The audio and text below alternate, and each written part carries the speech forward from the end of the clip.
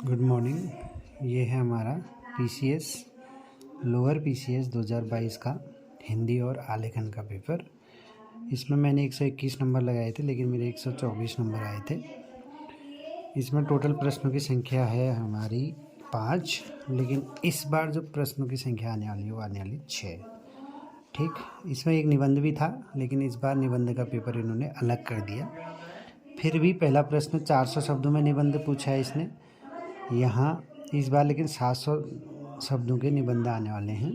और इसमें था भारतीय साहित्य और समाज का अंतर संबंध में पहला प्रश्न, साहित्य एवं समाज से। दूसरा, समान नागरिक संहिता आवश्यकता एवं औचित्य, ये करंट अफेयर से आ गया था। भारत में महिलाओं की सामाजिक स्थिति, ये हॉट टॉपिक है, हमेशा ही रहता है। हिंदी साहित्य के विकास में उत्तराखंड के रचनाकारों का योगदान, ये भी प्रश्न है। पर्यावरण और जैव विविधता, ये भी एक टॉपिक, हॉट टॉपिक है। और प्राकृतिक आपदाएं उत्तराखंड के विकास में बाधक है। मैंने इसी टॉपिक पर निबंध लिखा था, क्योंकि जब मैं इसमें काफ़ी टाइम मिल जाता है। ये 5-6 प्रश्न है और 3 घंटे का पेपर होता है, तो इसमें लगभग आपका 1.5-2 घंटे में पेपर हो जाता है।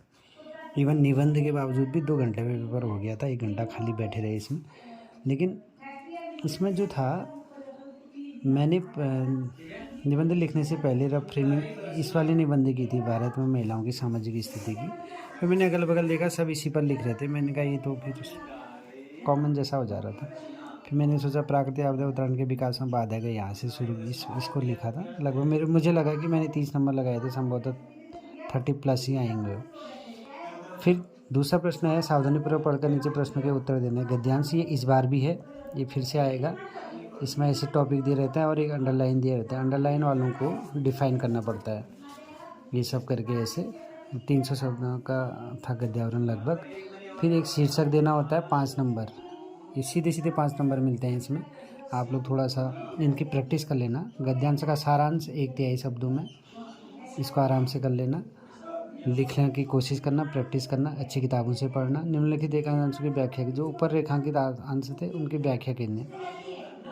तब मैंने कुछ भी नहीं पढ़ा था, ऐसा खास उतनी बहुत अच्छी तैयारी नहीं थी मेरी। अब मैं इसको बहुत अच्छा लिख सकता हूँ। संभवतः इसमें से 30 में से सारांश 30 अंक का था, तो 15 ही दिए होंगे।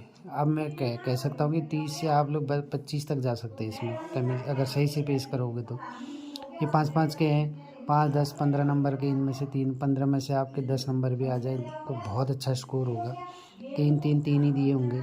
तब की स्थिति कह रहा हूँ मैं। अब की स्थिति होती तो इन दोनों में 4 नंबर भी आ सकते थे। और एक पत्र लेखन से प्रश्न आता है, तब परिपत्र आया था। और ज़्यादातर आता है कार्यालय आदेश, सबसे इम्पोर्टेंट है कार्यालय आदेश। फिर ये परिपत्र जो कि जारी होते हैं, और एक शासकीय पत्र। ये 3 आप इसकी प्रैक्टिस कर लेना। शांति व्यवस्था ऐसे करके आया था, ये पूरा निर्देश दिए का परिपत्र, जिसमें निर्देश दिए गए। 50 नंबर का था। इस बार संभवतः थोड़ा सा कम नंबर का होगा। 50 में से 10-20 नंबर दे दिए होंगे उन्होंने, थोड़ा ज़्यादा नंबर दे देते आ जाता तो ऊपर मेरिट और अच्छी बन जाती। ये 2 क्वेश्चन ट्रांसलेशन के, ट्रांसलेशन इस बार भी है। और इस बार एक नया जुड़ा है, एक जुड़ा है संक्षेपण, और एक जुड़ा है आपका रिपोर्ट, प्रतिवेदन कहते हैं, रिपोर्ट। इनको देख लेना, बहुत सही शानदार तरीके से बनाया जा सकता है इसको अच्छे से। और सही किताबों से पढ़ना, ऑथेंटिक बुक जो हो सकता है आपका पढ़ा हुआ गद्यांश ही आ जाए, हो सकता है आपका पढ़ा हुआ अनुवाद ही वहाँ से आ जाए। एग्जामिनर भी क्या पता वहीं से पेपर सेट करे। तो 2 प्रश्न बढ़ेंगे इस बार, और एक हटेगा यहाँ से। तो कुल मिला के एक ही क्वेश्चन बढ़ेगा, एक हटेगा निबंध। बाकी इसमें से एक पे संक्षेपण आ जाएगा और एक रिपोर्ट आ जाएगी, या कोई और टॉपिक एक आध और आ जाएंगे सिलेबस के हिसाब से। तो मेरा आप लोगों के लिए एक ही सुझाव है कि आप हिंदी की 2 किताबों से कम आपको हेल्प लेनी पड़ेगी।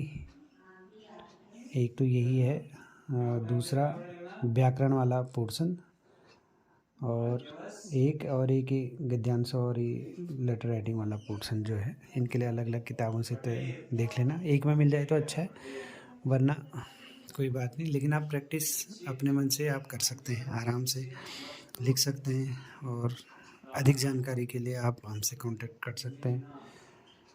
टेस्ट सीरीज लगा सकते हैं, क्योंकि देखो बच्चों ऐसा है कि आज के दौर में कंपटीशन बहुत हो गया। तब देखो हम लोगों ने बहुत कम पढ़ के भी निकाल लिया था, आजकल बहुत कम पढ़ के कुछ नहीं होता है, पढ़ना बहुत पड़ता है, मेहनत बहुत करनी पड़ती है, सबसे ज़्यादा है प्रैक्टिस करना। क्योंकि ए लेटर राइटिंग कितना कर लो तुम, कितना चीज़ कर लो, वहाँ जाके वो कुछ ना कुछ कन्फ्यूजन हो जाता है कि कार्यालय का आप था कि कार्यालय परिपत्रता की अधिसूचना है, इनको लिखने के तरीके, इनकी फॉर्मेटिंग खूब प्रैक्टिस कर लेना, खूब टेस्ट सीरीज लगाओ, मेहनत करो, निश्चित रूप से सफलता मिलेगी। ये इस उम्मीद में मत रहो कि इंटरव्यू में अच्छा कर लेंगे, इंटरव्यू में एवरेज नंबर मिलते हैं और उससे उतना फ़र्क पड़ता नहीं है, थोड़ा सा रैंक सुधरती है ऊपर नीचे, लेकिन आपका डिसाइडिंग फैक्टर है मेंस का जो रिटन वाला पेपर है ये है। तो हिंदी और जीएस और निबंध के लिए आप लोग हमसे संपर्क कर सकते हैं, गाइडेंस ले सकते हैं। उम्मीद है कि आप लोग सीखेंगे। Thank you very much.